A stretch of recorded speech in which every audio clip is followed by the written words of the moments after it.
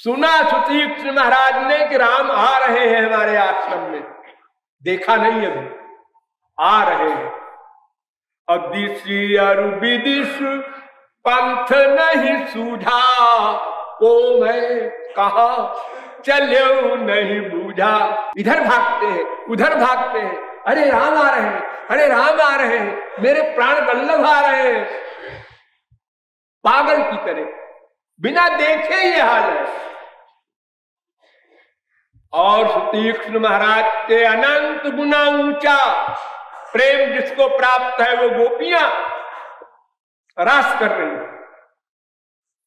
और जगो प्रबंधम स्वर ताल बंधम, न ताल गड़बड़ हो रही है, न म्यूजिक गड़बड़ हो रहा है, न कोई बाजा गड़बड़ हो रहा है, न नृत्य गड़बड़ हो रहा है, सब बड़े स्वर ताल के हिसाब से रास हुआ।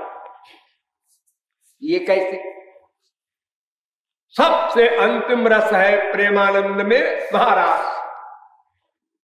जहां ब्रह्मा नहीं जा सका, महालक्ष्मी भगवान की अर्धांगिनी वो नहीं जा सकी, इतना बड़ा अधिकारित्व है।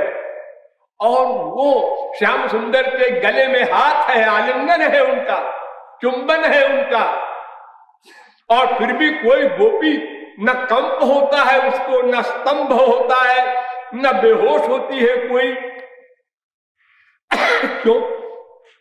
ऐसे जैसे हमारे पिक्चर में होता है डांस, ऐसे हो रहा है महाराज, एक्टिंग हो रही, जैसे किसी को कुछ आनंद मिल ही नहीं रहा। रास देखने वाला महापुरुष भी बेहोश हो जाता है इमीडिएटली, और रास करने वाले ठाट से डांस कर रहे, गाना हो रहा। क्यों? ये उसी योग माया की शक्ति के द्वारा, भगवान की जो पर्सनल पावर है उसी के द्वारा सहन शक्ति है, उस आनंद को सह ले मन और गड़बड़ न हो। बहुत बड़ी शक्ति है वो, अनंत को लिमिट में कर देती है, कोई कल्पना न कर सके, कंट्रोल कर लेता है वो महापुरुष आनंद पर, वो बाहर निकलने नहीं पाता, दबा देता है अंदर।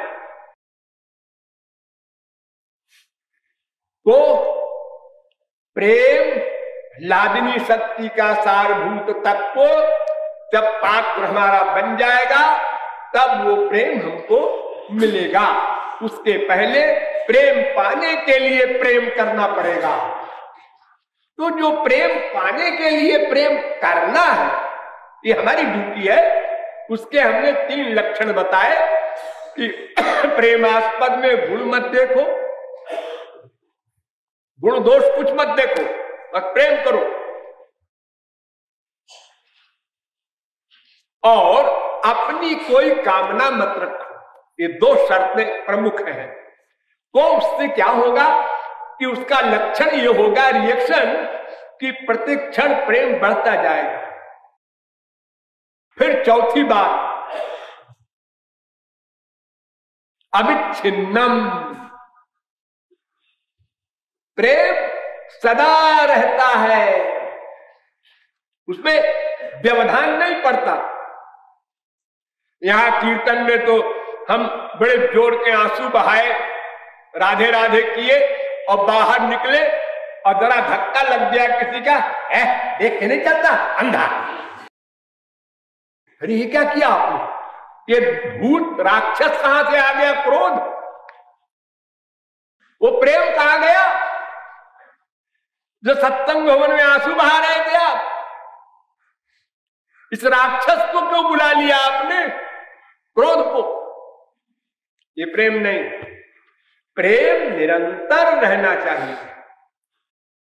न चलति भगवत पदारण्या लवनि विशार्धमपि तैल धारावद विच्छिन्न। जैसे गंगा की धारा गोमुख से निकलती है बंगाल की खाड़ी तक, लगातार चली जाती है, ऐसे गैप न हो। नहीं तो क्या होगा?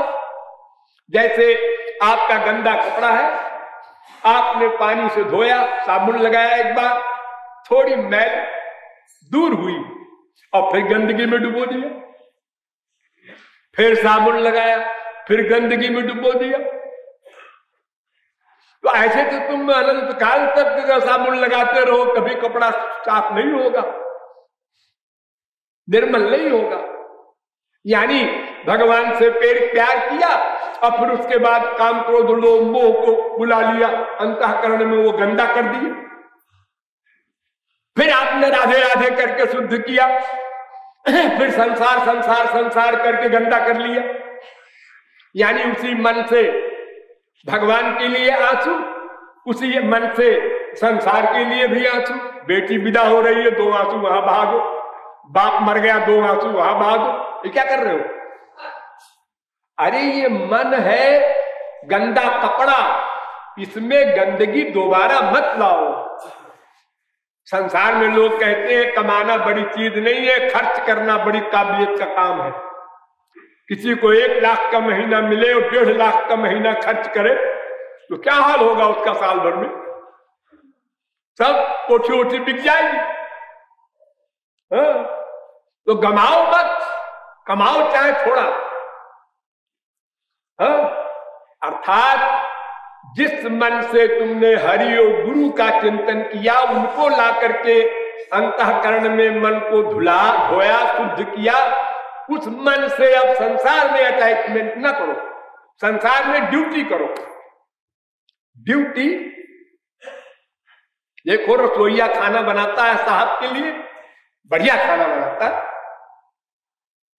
आपकी बीवी बनाती है, आपकी माँ बनाती है, वो भी वैसे ही बनाती है।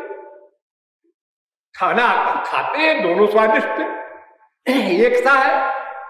लेकिन रसोईया आपसे प्यार नहीं करता, उसको तो अपनी तरफा से प्यार है, और मां को, आपकी बीबी को आपसे प्यार है। तो संसार में प्यार मत करो, व्यवहार करो। संसार वाले काम चाहते हैं, प्यार नहीं चाहते। देखो कोई भी आदमा ले अपने घर में, सवेरे उठे ना कोई स्त्री, पति जगाएगा, अरे उठो जी 6 बज गए, अरे चुप रहो जी, फालतू सोने दो। आधा घंटे बाद फिर पति आया, अरे 6:30 हो गए, चाय वाय नहीं बनेगी आज? अरे आओ प्यार करो, क्या तुम भी चाय के चक्कर में पड़े हो? प्यार करे, तेरा दिमाग तो खराब नहीं है? हाँ, प्यार करना है कि दिमाग खराब होता है वो प्यार करता है? हाँ? अरे हम दोनों ने तो लव करके लव मैरिज की थी। हाँ, बस प्यार किए जाओ, खाना पीना छोड़ो। तो फिर उस स्त्री को क्या होगा? या तो मारपीट हो गई, या तो उसको हॉस्पिटल भेजा जाएगा, वगैरह वगैरह तमाम बातें होंगी। ये क्यों? इसलिए वो काम चाहता है संसार, उसका काम कर दो, प्यार की एक्टिंग कर दो, वो मान लेगा प्यार। लेकिन काम करो पूरा, काम में गड़बड़ हुआ तो प्यार वार भाड़ में जाए। तो भगवान कहते हैं तुम अपना शरीर के द्वारा काम करो संसार का, मन का अटैचमेंट मुझ में कर दो। अर्जुन मां मनुस्मर युद्ध च, युद्ध करो, ये संसार का वर्क है। तुम क्षत्रिय शरीर है, उसका काम करो, लेकिन मां मनुस्मर और सर्वेषु कालेषु निरंतर अविच्छिन्न रूप से मेरा स्मरण करो। ऐसा नहीं है कि हम तो 1 घंटे भजन करते हैं रोज, 1 घंटे कमाते हो, 23 घंटे गमाते हो, तो रोकड़ बाकी क्या होगी फिर? 1 घंटे तुमने भजन भगवान में मन लगाया और 23 घंटे संसार में लगाया, भूल गए। भगवान सदा साथ रहना चाहिए ना तुम्हारे, अंतःकरण में बैठा है, ये रियलाइज नहीं किया, हर जगह हमेशा भूल गए। जब 1 घंटे को बैठे फिर तब याद आई, हाँ भगवान हमारे हृदय में रहता है, भगवान बड़ा दयालु है, हे भगवान हे भगवान। भगवान कहता है तुम हमको बेवकूफ बनाना चाहते हो, अरे तुम हमको भगवान मानते हो, सर्वव्यापक मानते हो, हम तुम्हारे कर्मों को नोट करते हैं ये भी मानते हो, तो तुम भूल क्यों जाते हो और अपनी मनमानी करने लगते हो, प्राइवेसी रखते हो अपनी। मैं जो सोच रहा हूं कोई नहीं जानता, माँ बैठी है नहीं जानती, बाप बैठा है नहीं जानता, बीवी बैठी है नहीं जानती। प्राइवेसी हमारी प्राइवेट है, जब तक हम आउट न करें कोई नहीं जानेगा। भगवान, हाँ भगवान तो जानेगा, फिर क्यों भूल गए। अरे वो भी याद रखो, वो नोट कर रहा, तो मक्कारी बंद हो जाए, लेकिन हम भूल जाते हैं। तो अविच्छिन्नम निरंतर प्रेम का अभ्यास करना चाहिए, भगवान में मन लगाने का अभ्यास करना चाहिए, सरेंडर करने का अभ्यास करना चाहिए निरंतर। ये चौथी शर्त, गुण रहितम, कामना रहितम, प्रतिक्षण वर्धमानम, अविच्छिन्नम। और सूक्ष्म तरम, पांचवी चीज, बड़ा सूक्ष्म होता है प्रेम। अहेरिव गति प्रेम न, बड़े बड़े योगींद्र मुनींद्र भी फेल हो जाते हैं, नहीं समझ पाते प्रेम की गति को। प्रेमी का स्वभाव, प्रेमी का बोलना, प्रेमी का हर एक हाव भाव विचित्र होता है। कभी शिष्ट बन जाता है सभ्य, और कभी असभ्य बन जाता है, कभी लोक के समान एटिकेट का पालन करता है, और कभी भ्रष्ट पलीत बन जाता है, कभी रोता है, कभी गाता है, कभी नाचता है, कभी प्रकांड विद्वान बन जाता है, और कभी छोटे से बालक की तरह कार्य करने लगता है। इतनी विरोधी क्रियाएं होती है कि बड़े बड़े योगींद्र मुनींद्र भी अपनी बुद्धि को का बैलेंस खो बैठते, नहीं समझ पाते। तार क्रिया वाक्य मुद्रा विज्ञ न बुझे, जार चित्ते कृष्ण प्रेमा उदय। जिसके चित्त में श्री कृष्ण प्रेम प्रकट हो गया, उसकी कोई चीज नहीं समझ पाते। भगवत रसिक रसिक की बातें, रसिक बिना को समझ सके ना। मीरा ने कहा था ना, घायल की गति घायल जाने, और कोई नहीं जान सकता। ज्ञानी की हिम्मत नहीं है, उसको पता ही नहीं प्रेम में क्या क्या होता है।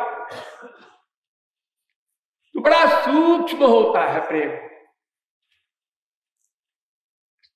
किशोरी जी की एक सखी श्री कृष्ण के पास गई।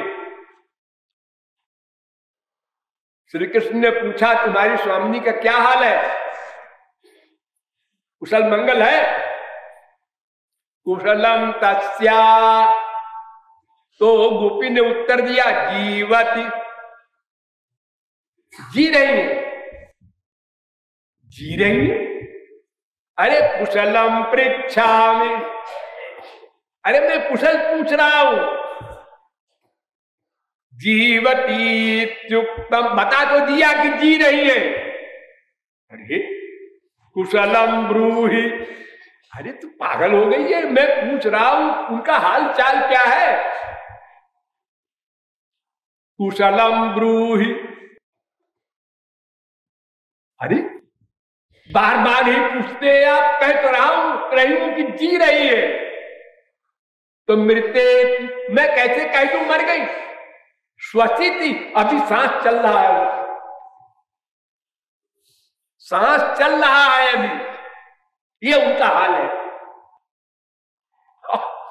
कितनी सूक्ष्म गति है।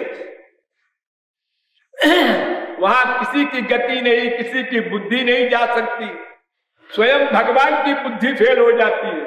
ध्यान दो, भगवान की सबसे बड़ी बुद्धि है ना, हाँ, भगवान है, 6 ऐश्वर्य है उनके पास, लेकिन प्रेम के आगे सब गायब, भूल जाते हैं। प्रभु तरु तर कपिडार पर, हनुमान जी वगैरह पेड़ के ऊपर बैठे हैं, राम नीचे बैठे हैं।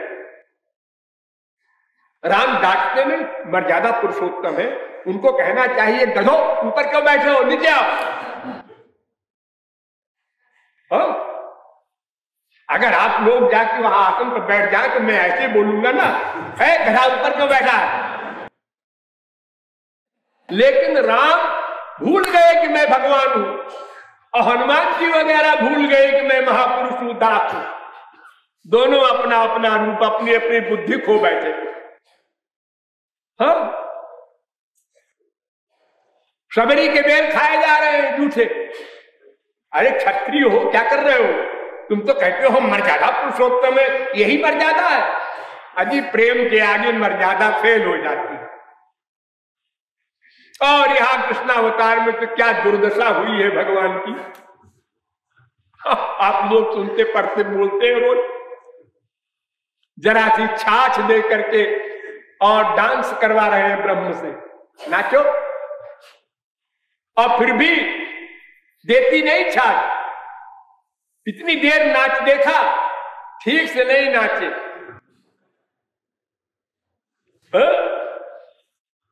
बेचारे थक गए, और गोपी को अभी आनंद ही नहीं मिला, वो कहती है फिर से नाचो। गोबर का टीका लगाती है श्याम सुंदर के मुख में, गोबर का टीका। गोबर उठवाती है गोपियां, कन्हुआ इधर आ, हमारा एक गोबर उठा दे। अब छोटे से ठाकुर जी कोमल हाथ और टोकरा गोबर का भरा, एक तरफ गोपी पकड़े हैं, वो तो हट्टी कट्टी है ढींगरी, और दूसरी ओर छोटे से ठाकुर जी दुबले पतले कमजोर, और वो उठा रहे हैं पूरी ताकत से। जितनी बार उठाओगे उतने लोंदा मक्खन दूंगी। अच्छा, हाँ लो, फिर दोबारा उठाया। लेकिन गिनती नहीं जानते दोनों, गोपी भी बेपढ़ी लिखी और ठाकुर जी भी बेपढ़े लिखे। तो कितने टोकरे उठाए ये कौन गिनेगा, धांधली हो जाएगी फिर तो गोपी ने कहा देखो जितने बार तुम उठाओगे गोबर का हम टीका तुम्हारे गाल में लगा देंगे। हाँ, ये बात ठीक है। अब उठाते जा रहे हैं, उठाते जा रहे हैं, छोटा सा तो गाल भर गया, फिर माथे में लगाया। आप कहां लगाओ? तो पूरा माथा गोबर के टीके से बढ़िया सज गए। तो यहां कहां धरा है मक्खन, चलो घर वहां देंगे। अब मक्खन का लोभ है, साथ साथ जा रहे हैं गोपी की क्या बढ़िया झांकी है, गोबर के टीका से बढ़िया सुंदर मुंह बना हुआ है। अब जो वहां गई घर में तो शीशा लाके कहती इधर शकल तो देखो। ठाकुर जी कहते हैं ये क्या करती है, लाओ मक्खन लो। अरे तो पहले मुंह तो धो लो, ऐसे कैसे मक्खन खाओगे। लो, ठाकुर जी ने मुंह धोया, अब ला। अरे लाती हूं, अब दही मथूंगी तब तो दूंगी। यानी और दर्शन हो अभी श्याम सुंदर के, इसलिए वो दही मथने बैठी है। अब धीरे धीरे दही मथ रही है, श्याम सुंदर को देख रही है। मक्खन काहे को निकले, मक्खन तो निकले ताकत से लगाओ कोई तब निकले। इतनी दुर्दशा हुई है वहां ब्रह्म की, भगवान की ब्रज में। ये सूक्ष्म अवस्था है प्रेम की, और अनुभव रूपम अंतिम अवस्था, विशेषता अनुभव रूप है प्रेम। यानी उसका कोई निरूपण, उसका और कोई किसी को अनुभव करा देना, ये सब नहीं होता। अपना अनुभव खाली जानता है, अपना अनुभव, उस अनुभव को स्वयं में वही व्यक्ति अनुभव कर सकता है। ऐसा होता है प्रेम। इन 6 गुणों से युक्त ऐसा प्रेम गुरु के द्वारा मिलेगा। लेकिन अंतःकरण शुद्धि होने पर, अंतःकरण शुद्धि के लिए हमको साधना करनी है। उसके अलावा और भी बहुत सी शर्तें हैं, उसको फिर बताएंगे। बोलिए वृंदावन बिहारी लाल की।